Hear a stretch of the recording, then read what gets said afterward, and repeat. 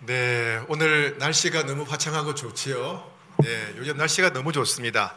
덥지도 않고 춥지도 않고 아마 1년 중에서 가장 살기 좋은 계절이 요즘이 아닌가 그런 생각이 듭니다. 뭘 해도 좋을 것 같아요. 산책하기도 좋고 일하기도 좋고 놀기도 좋고 여행 가기도 좋고 이렇게 좋은 날 어쩌자고 여기에 오셨습니까?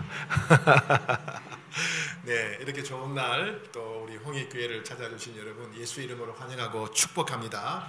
정말 잘 선택하셨고요. 오늘 오기로 선택하신 거 참 잘하셨습니다. 잘하셨고 오늘 이 선택이 여러분의 일생을 행복하게 해주는 그런 출발이 되기를 축복합니다. 네, 설교하는 목사님들이 제일 싫어하는 세 사람이 있습니다.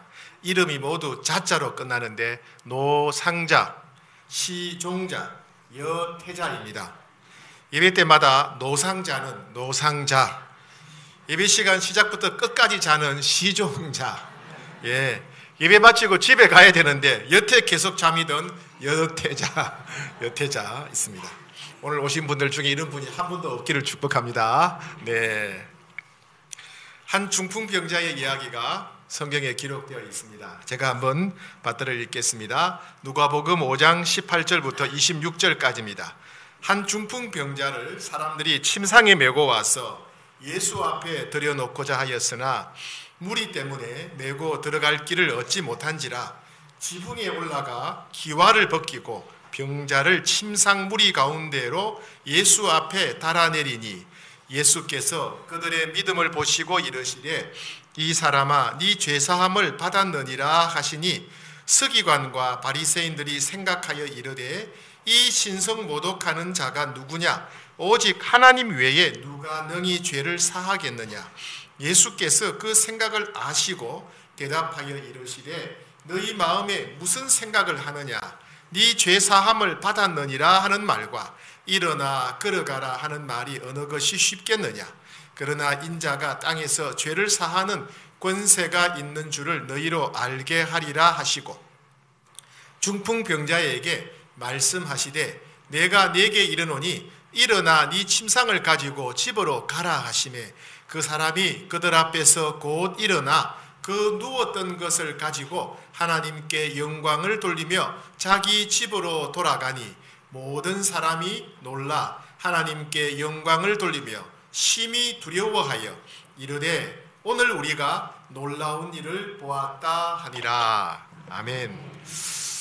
어떤 중풍병자, 뇌졸중이죠. 환자가 한 명 있었습니다. 이 중풍병 뇌졸중은 뇌의 혈액이 갑자기 차단되거나 혹은 뇌혈관이 파열되어서 출혈이 발생하는 그런 질환입니다. 이로 인해서 뇌세포가 손상되게 되고 신체 일부에 기능장애가 찾아오곤 합니다. 오늘 이야기에 등장하는 이 사람은 중풍병 뇌졸중으로 인해서 스스로의 힘으로는 아무것도 할 수 없는 그런 사람이었습니다. 다른 사람의 도움이 없으면 한순간도 더 살 수 없는 그런 사람이었습니다. 그런데 예수님을 만나서 놀라운 치유와 회복을 경험한 사람의 이야기입니다. 살았으나 죽은 것 같았던 사람의 몸이 회복되고 마음이 회복되고 인생이 회복된 이야기입니다. 여러분 종종 마트에 가서 물건을 사실 때가 있죠. 그 물건을 사실 때 어떤 기준으로 물건을 고르십니까? 제일 먼저는 이왕이면 싼 게 그죠? 싼 물건이 좋겠죠. 같은 물건이면 가격이 저렴한 것으로 고릅니다.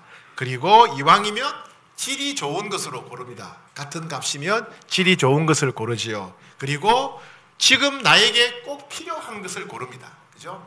지금 나에게 꼭 필요한 것. 이왕이면 값싸고 질 좋고 지금 나에게 꼭 필요한 것을 사게 됩니다. 우리는 가장 좋은 물건, 그것이 가장 좋은 물건이죠. 가장 좋은 물건을 고르듯이 기독교와 다른 종교를 비교하면서 오직 기독교에만 있는 7가지 특징에 관해서 함께 나누고자 합니다. 즉 기독교만 줄 수 있는 7가지 특징이라고 할 수 있겠습니다. 첫 번째, 기독교의 특징 첫 번째는 기독교에는 하나님과의 인격적인 만남이 있습니다. 성경 요한복음 1장 12절에 이런 말씀이 있습니다. 영접하는 자, 초청하는 자, 예수님을 초청하는 자, 곧 그 이름을 믿는 자들에게는 하나님의 자녀가 되는 권세를 주셨다, 이런 말씀입니다. 대부분의 사람들은 종종 이런 생각을 합니다. 과연 신이 있을까? 과연 하나님이 살아계실까? 하나님이 살아계시다면 나도 만날 수 있을까? 이런 생각을 여러분 모두 다 한두 번쯤 하셨으리라 생각이 됩니다. 여러분, 하나님은 살아계십니다. 그리고 기독교는 살아계신 하나님을 인격적으로 만나고 경험하는 종교입니다. 하나님이 살아계시다고 혼자 억지로 믿기만 하는 것이 아닙니다. 기독교는 살아계시는 하나님을 직접 만나고 체험하고 경험하는 종교입니다. 하나님을 만나게 되면 야, 정말 하나님이 살아계시구나 하는 것도 우리가 확실히 알게 되지만, 또 하나 이 하나님이 우리를 너무너무 사랑하신다 하는 것을 깨닫게 됩니다. 하나님이 우리를 너무너무 사랑하시는 것을 마치 부모님들이 자녀들을 무조건적으로 사랑하시는 것에 비유했습니다. 그래서 하나님의 자녀가 된다, 이렇게 표현한 것입니다. 기독교는 살아계신 하나님을 직접 만나는 종교일 뿐만 아니라 하나님의 놀랍고 영원한 사랑과 관계를 맺고 살아가는 종교입니다.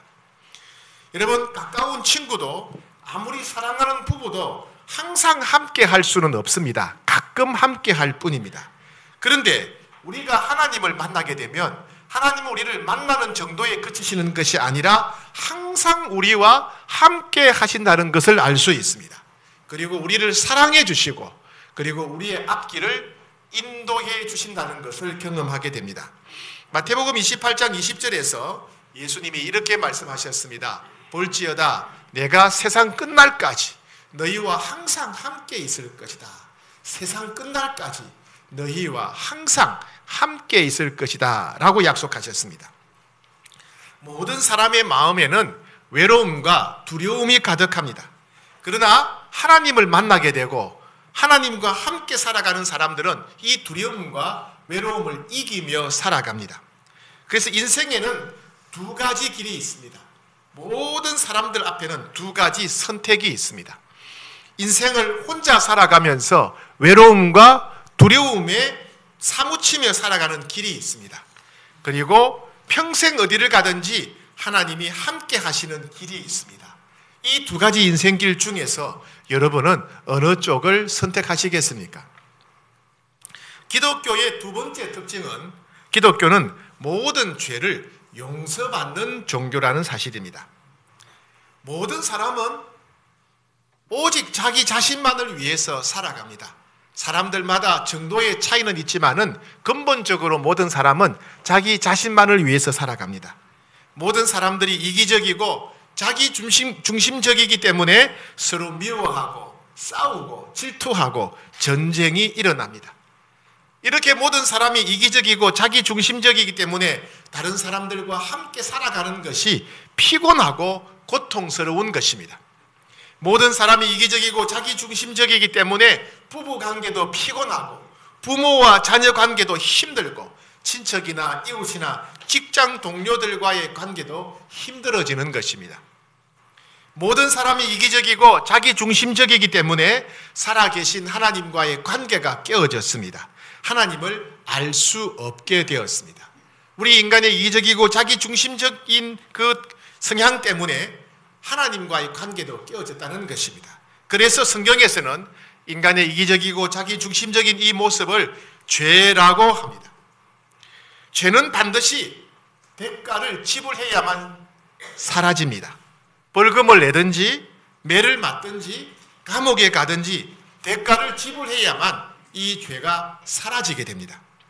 그런데 하나님의 아들이신 예수님께서 모든 인류를 대신해서 십자가에서 죽으셨습니다. 모든 인류가 받아야 할 형벌을 대신 받으신 것입니다. 모든 인류가 받아야 할 죄값을 대신 지불하신 것입니다. 모든 인류가 죄 때문에 죽어야 했는데 예수님이 대신 죽으신 것입니다. 그래서 누구든지 예수님이 나를 대신해서 죄값을 지불하셨다고, 나를 대신해서 형벌을 받으셨다고, 나를 대신해 죽으셨다고 이 사실을 마음에 믿기만 하면 모든 죄를 용서받게 됩니다. 그래서 로마서 8장 1절에서는 그러므로 이제 그리스도 예수 안에 있는 자에게는 결코 정죄함이 없다고 합니다. 왜요? 예수님이 죄값을 다 지불하셨기 때문에 그렇습니다. 예수님이 형벌을 다 받으셨기 때문에 그렇습니다. 그래서 예수 믿는 사람들은 모든 죄와 형벌로부터 자유하고 해방되게 됩니다. 기독교의 중요한 세 번째 특징은 기독교는 몸을 건강하게 해준다는 사실입니다. 혹시 여러분 중에 지금 몸이 아프거나 불편한 분이 계십니까? 몸이 아프면 생활이 불편할 뿐만 아니라 마음도 힘들어지고 주변 사람들과의 관계도 힘들어집니다. 예수님은 우리가 기도하면 우리의 모든 상처와 질병을 치료해 주시겠다고 약속하셨습니다. 야고보서 5장 16절에 병이 낫기를 위하여 서로 기도하라. 의인의 간구는 역사하는 힘이 큼이니라.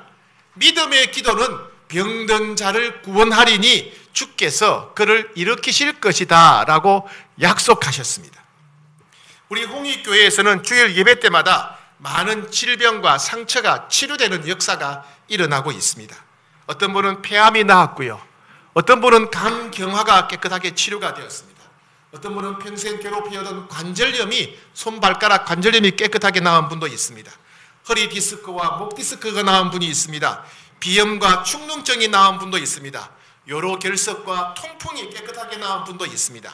어떤 분은 얼굴이 마비되어서 말씀도 제대로 못했는데 기도받고 깨끗하게 치료된 분이 있습니다. 어떤 분은 어깨가 너무 아파서 걸레를 비틀어 짜는 것도 힘들어서 직장을 잃게 될 위기에 처했는데 깨끗하게 어깨가 나은 그런 분도 있습니다. 아마 오늘 홍익교회 오신 분들 중에 오늘 병이 낫는 분들이 분명히 있을 것입니다. 오늘 그렇게 병이 낫게 되기를 축복합니다. 특별히 오늘 오신 분 중에 허리가 아프신 분들 낫게 되기를 축복합니다. 오늘 오신 분 중에 무릎이 아프신 분들 예수 이름으로 치유되기를 축복합니다. 오늘 집에 가셨는데 허리가 나았다, 무릎이 나았다 이런 분들은 홍익교회 목사님이 하신 말씀이 사실이구나 하는 것을 깨닫게 될 것입니다. 이와 같이 기독교는 병이 낫는 종교입니다. 이것은 하나님이 살아계시기 때문에 일어나는 것입니다. 이것은 하나님이 우리를 사랑하시기 때문에 일어나는 일입니다. 기독교의 중요한 특징 네 번째는 기독교는 마음의 평안을 준다는 사실입니다. 사람에게는 육체도 있지만은 마음도 있습니다. 우리 몸에도 상처와 질병이 생기지만은 우리 마음에도 상처와 질병이 생깁니다.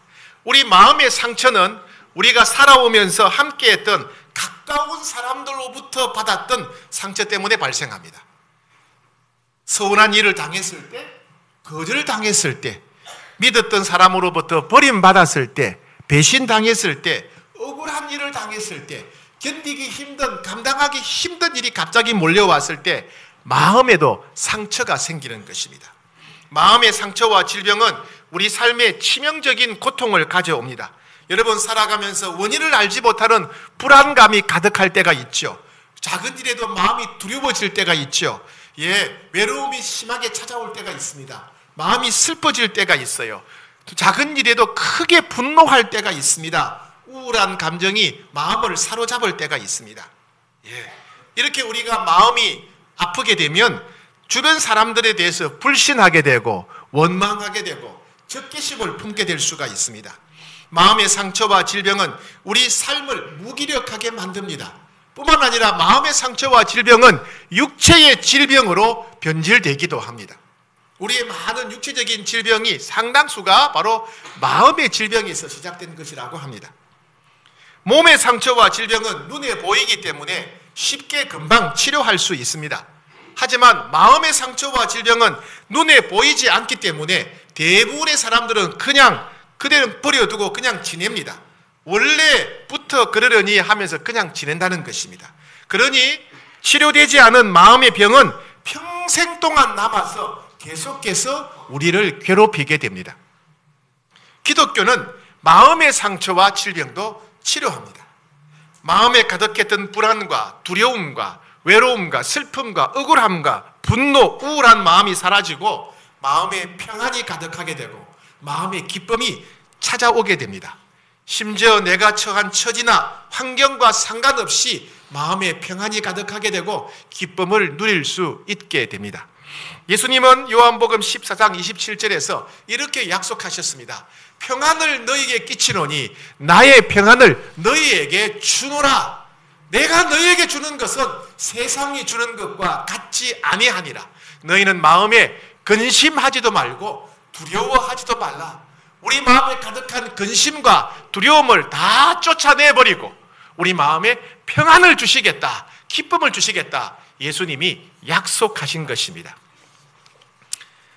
저는 초등학교 5학년 때부터 말을 굉장히 심하게 더듬었습니다. 말을 얼마나 심하게 더듬었냐 하면 집에 전화가 오면 여보세요라는 말을 못했습니다. 이게 입에서 말이 나오지 않았어요. 누가 띵동 초인종을 누르면 누구세요라는 말이 제 입에서 나오지 않았습니다. 그래서 전화가 오면 전화를 받지 않았습니다. 초인종이 울리면 누구냐고 묻지 않았습니다. 전화가 끊어질 때까지, 그 사람이 갈 때까지 마냥 기다렸습니다. 저는 초등학교 5학년 때부터 대학교 때까지 수업 시간에 손들고 발표한 적이 한 번도 없습니다. 일어나서 책을 읽을 수도 없었습니다. 그래서 군대에 가서도 엄청 고생을 했습니다. 대인관계가 어려워지기 때문에 대화가 안 되니까 취업도 못하고 결혼도 못하리라고 생각했습니다. 그런데 어느 날 제가 예수님을 만났을 때 예수님은 제 마음속에 있는 대인 공포증, 사람에 대한 공포심, 이걸 다 가져가 버리시고 그리고 제 안에 제가 처음 경험하는 평안을 가득 부어주셨습니다. 그리고 그 후 점점 제 말더듬이 사라졌습니다. 그래서 제가 지금 설교할 수 있게 되었습니다. 예. 여보세요? 안녕하세요라는 말조차 제대로 못하던 제가 이렇게 설교를 하게 되었습니다. 네. 이것이 하나님이 살아계신 증거입니다. 이것이 하나님께서 제 마음속에 있는 두려움과 공포심을 가져가시고 제 마음에 평안을 주셨다는 증거입니다. 그래서 기독교에는 이러한 기쁨을 노래하는, 평안을 노래하는 찬양이 매우 많습니다. 평화, 평화로다 하늘 위에서 내려오네. 그 사랑의 물결이 영원토록 내 영혼을 덮어서서. 여러분들도 이런 고백을 하게 되기를 축복합니다. 기독교의 중요한 특징 5번째는 기독교는 성품이 변화된다는 사실입니다. 여러분 솔직하게 대답해 보세요. 여러분 성격이 마음에 드세요?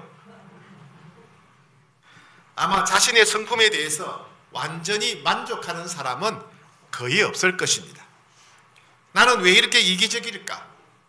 나는 이렇게 왜 화를 잘 낼까? 나는 왜 사람들을 믿지 못할까? 나는 왜 이렇게 계산적일까? 나는 왜 늘 사람들 앞에서 인정받고 칭찬받기를 원할까? 나는 왜 맨날 내가 대장 되기를 원할까? 나는 왜 용서할 줄 모를까? 나는 왜 항상 움켜쥐기만 원하고 나누고 베풀 줄을 모를까? 나는 왜 이렇게 욕심이 많을까? 미련한 사람들은 그냥 자기 원래 성격대로 살려고 합니다. 그래서 미련한 사람들은 이게 나야, 나는 그냥 이렇게 살 거야, 이렇게 책임감 없이 대답합니다. 여러분 자기 성격대로만 살려고 하는 사람이 좋으십니까? 배우자나 형제나 친구들, 직장 동료들 중에 자기 원래 성격대로 그냥 그대로만 살려고 하는 사람 좋으십니까? 피곤하지요, 그죠? 예. 무식한 사람은 무조건 상대방의 성격을 바꾸려고 합니다. 남편은 아내에게 잔소리합니다. 아내는 남편에게 바가지를 긁습니다. 다 마찬가지죠. 상대방을 바꾸려고 하는 거예요. 남편 여러분, 아내에게 잔소리한다고 아내가 변하던가요? 오히려 반찬에 소금만 더 들어갑니다. 아내 여러분, 남편에게 바가지 긁는다고 남편이 변하던가요? 오히려 남편이 집에 들어오는 시간만 늦어집니다. 지혜로운 사람은 절대로 자기 성질대로 살지 않습니다. 지혜로운 사람은 상대방의 성격도 무리하게 바꾸려고 하지 않습니다. 지혜로운 사람은 먼저 자기 자신을 바꾸려고 합니다. 지혜로운 사람은 자기가 먼저 상대방에 맞춰주려고 합니다. 자기가 먼저 환경에 적응하려고 합니다. 그런데 문제는 자기 자신을 바꾸는 것이 그렇게 쉽지 않다는 것입니다. 우리는 학교에서 도덕책, 윤리책을 배웠기 때문에 무엇이 옳고 그른지를 압니다. 그런데 그렇게 살 수 있는 마음의 힘이 없다는 것입니다. 그런데 놀랍게도 예수님을 만나게 되면 우리 마음이 변합니다. 우리 성품이 변화됩니다. 예수님을 닮아서 오래 참는 사람, 용서하는 사람, 시기 질투하지 않은 사람, 다른 사람을 잘 배려하는 사람, 움켜쥐려고 하기보다 나누고 베풀려고 하는 사람, 미워하지 않고 칭찬하고 격려해 주는 사람, 다른 사람을 있는 모습 그대로 받아주는 사람, 다른 사람이 부족해도 오래 참고 섬기는 사람, 사랑이 많은 사람으로 변화될 수 있습니다. 신약 성경 갈라디아서 5장 22절에는 이런 것을 성령의 열매라 하고 그 다양한 열매를 이렇게 묘사합니다. 오직 성령의 열매는 사랑과 희락, 기쁨이죠. 화평과 오래 참음과 자비와 양선과 충선과 온유와 절제니 이 같은 것을 금지할 법이 없느니라. 예수님을 만나게 되면 반드시 이런 변화가 온다는 이야기입니다. 예수님을 만나게 되면 반드시 이런 인격적인 열매가 생긴다는 말입니다. 이 같은 것을 금지할 법이 없느니라 그랬습니다. 내가 변화될 수 있다면 대인관계가 훨씬 더 원만하고 부드러워집니다. 내가 변화될 수 있다면 다른 사람들과 함께 살아갈 때 내가 먼저 행복해집니다. 그리고 내가 변화된다면 나와 함께하는 다른 사람들도 덩달아 나와 함께 살아가는 것이 행복해집니다. 결국 예수님을 만나게 되면 틀림없이 부부관계가 훨씬 더 좋아집니다. 예수님을 만나게 되면 가족 생활도 틀림없이 더 행복하게 변화됩니다. 여러분, 정말 변하지 않는 남편이 있다면 용돈 좀 주고 교회 모시고 나왔으면 좋겠습니다. 여러분, 정말 함께 살기 힘든 아내가 있다면 등 떠밀어서 교회 모시고 나오셨으면 합니다. 물론 교회 다니는 사람들 중에도 도덕적으로 흠이 많은 사람들이 여럿 있습니다. 병원에 가면 환자가 많잖아요. 그죠? 환자가 많은 병원이 유명한 병원이지 않습니까? 그들은 다 치료받는 중입니다. 변화되는 중입니다. 여러분, 좌우에 있는 분, 앞에 있는 분 등 쪽을 한번 잘 보세요. 편말이 붙어 있을 겁니다. 치료 중입니다. 어떤 분은 공사 중입니다. 죄송합니다. 네. 완전한 사람은 한 사람도 없습니다. 그러나 분명한 것은 예수님을 만나게 되면 반드시 아름답게 변화된다는 사실입니다. 그래서 우리가 예수님을 만나야 되는 것입니다. 기독교의 중요한 특징 6번째는 기독교는 기도하면 응답받는 종교라는 사실입니다. 우리는 5초 뒤에 무슨 일이 일어날지 모릅니다. 5초 뒤에 무슨 일이 발생할지 모르기 때문에 우리는 교통사고를 당합니다. 때로는 어디로 가야 될지, 무엇을 선택해야 될지 난감할 때가 많습니다. 기대했던 일이 이루어지지 않아서 실망하기도 합니다. 때로는 전혀 예상치 못했던 어려운 일이 생겨서 충격과 낙심에 빠지기도 합니다. 우리는 그럴 때마다 기도할 수 있습니다. 성경 곳곳에서는 여러 차례 반복해서 우리가 예수님께 기도하면 응답해 주시겠다고, 도와주시겠다고 반복해서 약속합니다. 어떤 종교에도 그렇게 기도하면 확실하게 응답받는다고 반복해서 강조한 종교가 없습니다. 요한복음 15장 7절, 너희가 내 안에 거하고 내 말이 너희 안에 거하면 무엇이든지 원하는 대로 구하라. 그리하면 이루리라.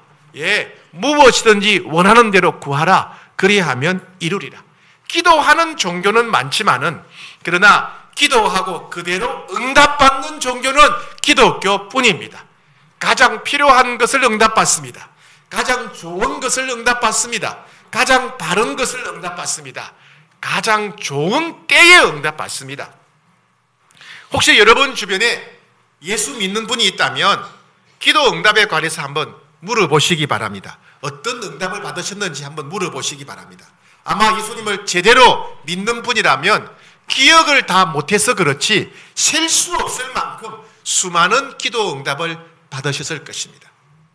여러분, 살아가다 보면 어디로 가야 될지, 무엇을 선택해야 될지 알 수가 없고 내 혼자 힘으로는 도저히 감당할 수 없는 장애물 만날 때가 있습니다.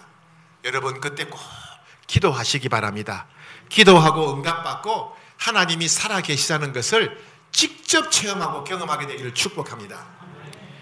기독교의 중요한 특징 마지막 7번째입니다. 기독교는 죽음 이후에 부활과 영생을 누리는 종교입니다. 사람은 누구나 죽음을 두려워합니다. 죽음은 영원한 이별이요 끝이라고 생각합니다. 그런데 기독교에는 죽음이 끝이 아니라 부활이 있고 천국과 지옥이 있다고 말합니다. 어떤 사람들은 내가 직접 죽어보지 않고서야 어떻게 죽음 이후에 부활이 있는지 지옥과 천국이 있는지 어떻게 알 수 있느냐 이렇게 반문하는 분들이 있습니다. 그럼 저도 반문할게요. 여러분 아버지 어머니는 진짜입니까? 여러분 아버지 어머니가 여러분 낳는 거 보셨어요? 보지 못했지만 이분들이 우리 아버지 어머니라는 증거가 너무너무 많잖아요. 그렇죠? 그렇죠? 내가 엄마 품에서 태어나는 것을 한 번도 나는 본 적이 기억이 없어요. 그러나 여러 가지 정황을 볼 때 이분이 틀림없이 우리 엄마, 우리 아빠는 우리가 압니다. 그죠? 마찬가지입니다. 하나님은 세상을 만드셨는데 하나님 만드신 세상 피조물 곳곳에 부활의 증거를 많이 심어 놓으셨습니다. 예를 들면 씨앗만 보더라도 그렇습니다. 씨앗을 땅에 묻어버리면 당연히 씨앗이 썩어야 됩니다. 그런데 땅에 묻힌 씨앗이 싹이 나고 줄기가 나고 잎이 나고 꽃이 피고 열매를 맺게 됩니다. 씨앗을 땅에 묻을 때는 상상도 못했던 일이 나중에 일어나게 된다는 거죠. 사람이 땅에 묻히면 끝이 아니라 부활해서 놀라운 일이 일어난다는 겁니다. 여러분 계란도 마찬가지죠. 무정나는 시간이 지나면 썩어버리지만은 유정나는 생명이 있어요. 따뜻하게 품어주면 계란 자체만 볼 때는 상상도 못했던 새로운 생명이, 새로운 인생이 탄생하게 되는 거예요. 죽음은 끝이 아니라 반드시 부활이 있다는 것입니다. 또한 그것을 가장 분명하게 보여주신 분이 바로 예수님이십니다. 예수님이 부활하셨습니다. 예수님의 부활은 절대로 꾸며낸 이야기가 아닙니다. 역사적인 사실, 역사가들이 인정하는 역사적인 사실입니다. 그리고 과학적인 증거가 너무나 많은 분명한 사실입니다. 예수님은 예수님이 부활하셨듯이 예수 믿는 사람들도 부활하게 될 것이라고 반복해서 말씀하셨습니다. 예수께서 이르시되 나는 부활이요 생명이니 나를 믿는 자는 죽어도 살겠고 무릇 살아서 나를 믿는 자는 영원히 죽지 아니하리라. 어떤 분들은요 죽음을 앞두고 이상한 경험을 합니다. 여러분 주변에서 아마 돌아가신 분들로부터 얘기를 많이 들으셨으리라 생각합니다. 두 종류가 있어요. 두 종류. 어떤 분은 죽기 전에 환상을 보게 되는데 시커먼 옷을 입은 사람들이 와서 데려가려고 그러고 자기는 안 가려고 몸부림치는 그런 경험. 그래서 죽지 않으려고 몸부림치는 그런 사람들이 종종 있습니다. 또 어떤 사람들은 돌아가시기 전에 천국을 미리 경험하는 분들이 있어요. 천국에 가니까 너무 아름답더라. 빨리 가고 싶다. 빨리 가고 싶다. 하나님 오라고 하신다. 어떤 분은 좀 더 있다가 봐라. 그런 분도 계세요. 예, 이런 분들이 종종 있습니다. 왜요? 죽음이 끝이 아니라 지옥과 천국이 있기 때문에 그런 것입니다. 그래서 부활을 믿는 그리스도인들은 죽음을 두려워하지 않습니다. 그래서 순교하는 분들이 있는 거예요. 우리가 가족이 별세하게 되면 가족을 영원히 잊어버리고 헤어지는 것이 아닙니다.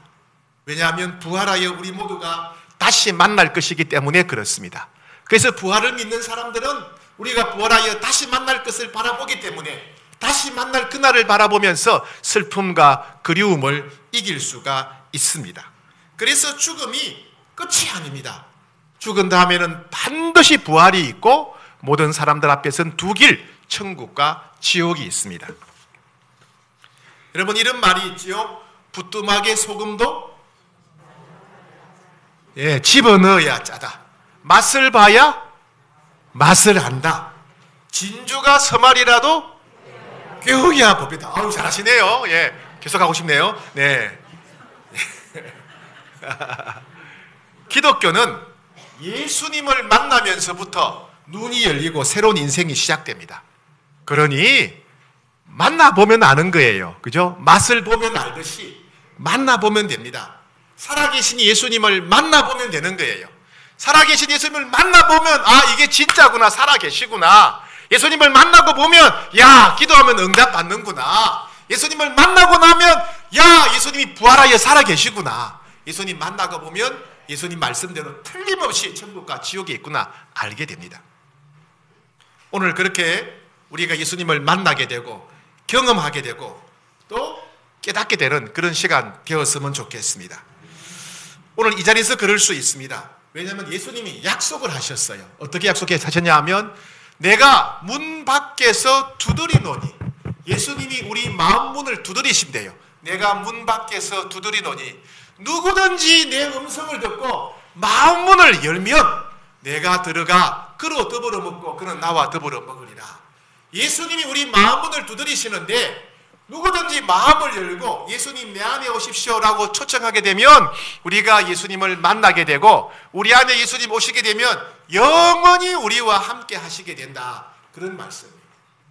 오늘 오시면서 오늘 이 시간 함께 하시면서 아마 마음이 감동이 되는 분들이 계실 거예요. 마음이 뜨거워지는 분이 계실 거예요. 머리가 시원해지는 느낌이 드는 분들이 계실 거예요.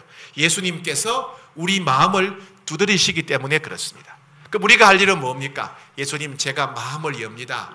예수님 제 안에 오십시오 라고 초청하기만 하면 됩니다. 그러면 예수님은 약속대로 영원한 진리이신 예수님 약속대로 우리 안에 찾아오십니다. 이 자리에는 여러분 모두가 그렇게 할 수 있도록 여러분들을 도와드리고 싶습니다. 자, 우리 함께 눈을 감으시고요. 한 손을 가슴에 올리면 좋겠어요. 손을 가슴에 올리는 것은 내가 진심으로 고백한다 이런 뜻이에요. 두 손을 올려도 됩니다. 두 손을 올려도 되고 한 손을 올려도 되고 내가 저를 따라서 기도하지만은 진심으로 기도한다 그런 뜻이에요. 자, 저를 따라서 한번 이렇게 기도하겠습니다. 살아계신 하나님, 저는 지금까지 하나님을 떠나서 살았습니다. 이제 하나님께로 돌아옵니다. 예수님께서 나의 모든 죄를 용서해 주심을 믿습니다. 이제 제 마음의 문을 엽니다.